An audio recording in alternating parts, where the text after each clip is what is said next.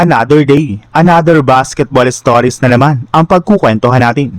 At ngayon nga ay pag-uusapan natin ang balitang may babala nga daw po si Jaylen Brown sa Boston Celtics at ang balitang pinili na nga daw po ni LeBron ang Golden State Warriors.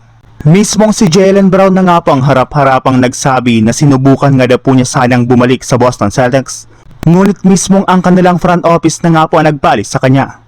Sa kabila nga po ng mga ginawa niya sa kanilang prangkisa, kagaya na lang ng pagkuha niya dito ng kampyonato ay mas pinili pa rin nga po ng team na i-trade siya papunta sa Philadelphia 76ers.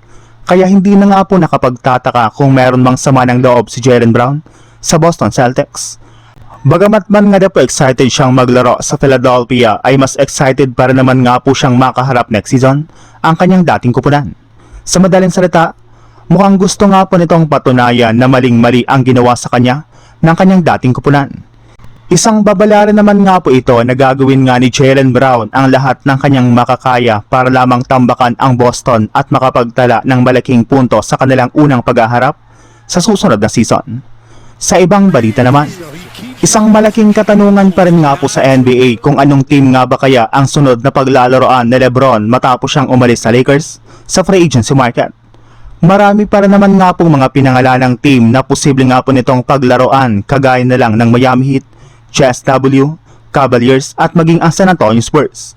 Pero ayon na rin naman nga po sa ibinulgar ni Shams Charania ng ESPN, mismong si LeBron na nga daw po ang nagsabi na pupunta nga daw po siya sa isang team na makapagbibigay sa kanya ng happiness o kasiyahan, since wala na rin naman nga po siyang pakialam kung makakuha man siya dito o hindi ng malaking kontrata.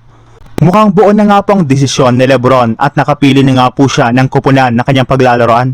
Kaya kailangan na lang naman nga po nitong i-anunsyo kung anong team ang kanyang napili.